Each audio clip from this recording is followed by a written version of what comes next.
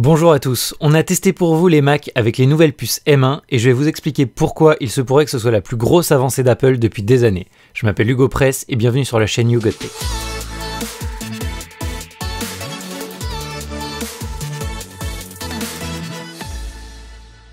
En début d'année, j'avais besoin de deux nouveaux ordinateurs pour ma société. Un portable pour Adrian qui devait pouvoir faire des montages légers en 4K, que ce soit au bureau, mais aussi en déplacement ou en télétravail. Et d'un ordinateur pour chez moi, car depuis près d'un an, je n'avais plus qu'un iPad Pro comme outil informatique. Et avec tout le télétravail qu'on a fait cette année, j'avais vraiment besoin d'un petit ordinateur pas trop cher pour chez moi. J'ai donc décidé de prendre les Mac avec les nouvelles puces d'Apple, les puces M1. Mais avant de vous parler des ordinateurs en eux-mêmes, je vais d'abord vous expliquer pourquoi ces puces sont si particulières. Pour faire simple, depuis une quinzaine d'années, Apple utilisait pour ses ordinateurs des puces créées par Intel utilisant une technologie nommée x86. C'est la technologie qui est utilisée dans pratiquement tous les ordinateurs, même sur des appareils très récents comme les nouvelles PS5. Sauf qu'il existe aussi une autre technologie de puce extrêmement prometteuse qu'on appelle ARM. Et même si vous n'avez jamais entendu ce nom, vous avez forcément déjà utilisé un produit qui en est équipé. Car on utilise des processeurs ARM dans tous les appareils qui ont besoin d'avoir une toute petite dépense énergétique, comme les smartphones ou la Nintendo Switch. Et en quoi ces processeurs sont si prometteurs? Car pour chaque watt utilisé, ils ont des performances bien supérieures. Je n'ai pas trouvé de chiffre exact, car en fonction des sources, j'ai trouvé un rapport entre x2 et x10. Mais quel que soit le vrai chiffre, la différence de performance par watt est énorme. Mais si les processeurs ARM ont autant d'avantages, pourquoi ne pas les utiliser partout?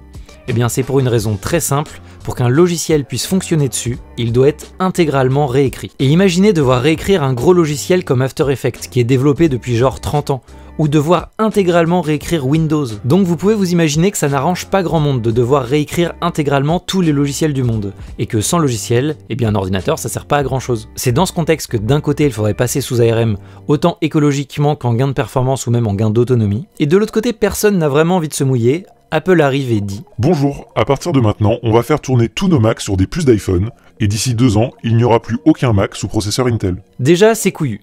Mais ensuite, que va-t-il se passer pour tous ceux qui bossent sur Premiere, After Effects ou Photoshop, qui sont clairement pas prêts d'être portés sous ARM? Eh bien pour eux, Apple met en place un émulateur qui va en quelque sorte faire croire au logiciel qu'il tourne sous un processeur x86 alors qu'en vrai c'est pas le cas. Et ça de façon totalement transparente pour l'utilisateur. Bon, maintenant vous comprenez l'importance de ces nouveaux Mac qui sont les premiers à tourner sous des puces ARM. Et c'est une transition toute trouvée pour parler du sponsor de cet épisode qui a été mis à jour pour profiter au maximum des capacités des nouvelles puces M1. Ça fait des années que j'utilise Clean My Mac pour gagner de la place sur mon Mac. Mais le logiciel a énormément évolué avec le temps et vous propose aujourd'hui plein de fonctionnalités très chouettes, notamment ce petit utilitaire que j'ai utilisé pour faire ce test qui permet de voir la charge du processeur et de la mémoire. Si ça vous intéresse et que vous voulez soutenir la chaîne, je vous mets tous les liens en description. On retourne à la vidéo et merci à Clean My Mac X de financer cette vidéo. La première chose qui me faisait peur, c'était les soucis de stabilité, notamment avec les logiciels qui n'ont pas été adaptés pour ces puces. Et on va aller très vite sur ce sujet car je n'ai eu aucun souci. Et honnêtement, à l'utilisation, je suis même pas sûr d'être capable de faire la différence. Ensuite, j'ai remarqué à quel point ces ordinateurs chauffent peu, principalement le Mac mini qui même en pleine charge est à peine tiède. Ça fait de ces Macs des ordinateurs très silencieux.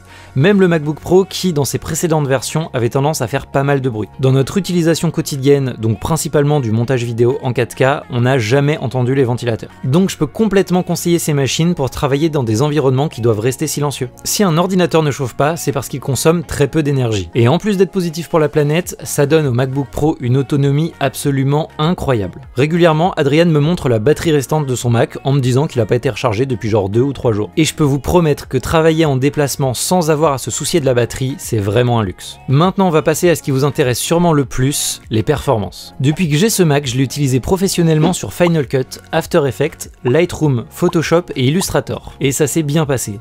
Même très bien passé. On commence avec Photoshop et Illustrator que j'ai assez peu utilisé. Et honnêtement, je n'ai pas vraiment vu la différence avec mon précédent ordinateur. Après, je pousse pas du tout ces logiciels à leur maximum, donc c'est pas étonnant. En tout cas, je n'ai eu aucun bug et tout a marché normalement. J'ai commencé à être impressionné avec Lightroom. Le Mac a traité mes photos en RAW avec une facilité déconcertante. Le plus impressionnant étant quand on fait des copier-coller de pré-réglages sur un grand nombre de photos.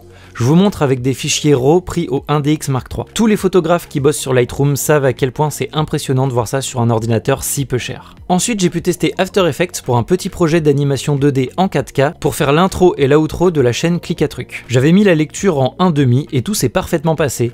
Même en fin de projet, j'arrivais à lire le fichier en temps réel. Pourtant, je lis des compositions qui sont dans des compositions, elles-mêmes dans des compositions. J'utilise même quelques particules et tout se passe très bien. Après, After Effects sature très vite mes 16 Go de RAM, mais étrangement, ça n'a généré aucun ralentissement. On est bien d'accord, une fois de plus, je n'utilise pas After Effects à 100% de ses possibilités, mais pour mes besoins quotidiens, ça s'est parfaitement passé. On arrive maintenant au logiciel qui tourne le mieux sur ces Mac M1, Final Cut Pro 10. Comme je le disais plus tôt, on fait pas mal de montage simple en 4K sur ces machines et tout est toujours resté très fluide. Mais je voulais vraiment tester les limites de cet ordinateur. J'ai demandé à Seb, qui monte les émissions QSEC que je réalise avec Morgan, de me donner le projet de montage du premier épisode. Car un QSEC, c'est 2 heures de rush avec 5 caméras en 4K, 4 pistes son, tout ça avec l'étalonnage, le traitement son et tout l'habillage. C'est tellement lourd qu'on a été obligé d'acheter un Mac Pro 16 cœurs, 32 threads, 192 Go de RAM, 2 cartes graphiques W5700X avec 16 Go de RAM vidéo chacune. Bah sur le Mac mini ça marche bien. J'arrive à lire le projet en meilleure qualité sans précalcul ni proxy. Alors oui, ça ramote un peu, mais il faut se dire que l'ordinateur est 15 fois moins cher que le Mac Pro. Je sais que ce test est impressionnant, mais il n'est pas 100% honnête. Pour ça, il faut que je rajoute 2-3 précisions. Car même si les performances paraissent extraordinaires par rapport à son prix, on ne pourrait pas l'utiliser comme ordinateur de montage au quotidien, car il manque énormément de connectiques. Car le Mac mini n'a que 2 ports USB-A, et 2 ports USB-C 4.0. Et pire que ça, les MacBook Pro et Air n'ont que 2 ports USB-C en 4.0. Car déjà dans le Mac Pro, on a rajouté des composants en interne que je vais pas citer parce que ça deviendrait très vite trop complexe. Mais rien qu'en externe, on a du gros stockage en RAID 5 de 48 Tera, une carte son pour relier nos enceintes de monitoring et 2 casques ainsi que notre micro en XLR. On branche aussi 3 écrans 5K, notre lecteur de cartes et un lecteur de disque dur. Et toutes ces connectiques demandent énormément de ports, énormément de bandes passantes et tout ça bouffe une grande quantité de performance. Et les Mac M1 ne sont absolument pas capables de gérer toute cette connectique. Juste pour l'exemple, mon Mac mini est relié à un écran 1440p, un SSD externe et c'est tout. Dans l'exemple que je vous donnais avant, le Mac Pro doit gérer l'affichage de 44 millions de pixels, là où le Mac mini n'en gère que 3. Le test reste extrêmement impressionnant, mais il faut rester objectif sur le fait que ce test n'est pas du tout objectif. Autre test peu objectif mais extrêmement impressionnant, on va maintenant le comparer à un iMac Pro. Il est équipé d'un Xeon 8 cœurs 16 threads, 32 Go de RAM, une carte graphique Vega 56 qui coûtait à l'époque 5500 €. On reprend notre épisode 1 de QSEC qui dure 26 minutes, exporté en 4K et en H.264.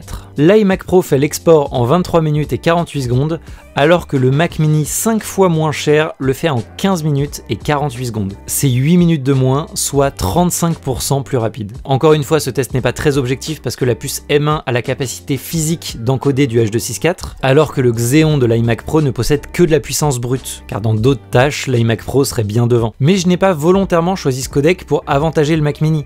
J'ai utilisé ce codec car dans ma boîte, c'est celui qu'on utilise au quotidien. Je n'irai pas plus loin dans les tests car je ne souhaitais vous parler que de mon utilisation, mais si vous voulez avoir plus d'informations, je vous conseille les vidéos de Mac Forever sur ce sujet. Toute cette puissance débute à 799 € pour un ordinateur fixe et 1129 € pour un portable. Et avec ces performances pour ce prix, eh ben je lui vois aucun concurrent. Le seul vrai défaut selon moi, c'est le manque de port qui va vraiment me bloquer dans un usage pro. Mais à part ça, si vous avez besoin d'un ordinateur milieu de gamme, je ne vois aucune raison de ne pas les acheter. Que ce soit pour une petite entreprise, un étudiant ou un home studio, ces ordinateurs sont vraiment excellents. Pour conclure, je dirais que j'attends énormément les versions plus haut de gamme de ces puces qui devraient arriver cette année, car quand on voit les performances qu'on arrive à avoir sur l'entrée de gamme, on peut s'imaginer avec des puces avec plus de cœur, plus de RAM ou un meilleur refroidissement, et ça pourrait vraiment faire très très mal. Merci à vous d'avoir regardé cette vidéo jusqu'au bout, et merci aux gens sur Instagram d'avoir répondu à ma story où je vous demandais de me poser des questions sur ces Mac mini, ça m'a été très utile pour faire cette vidéo. Sur ce, je vous dis à très bientôt dans des prochaines vidéos,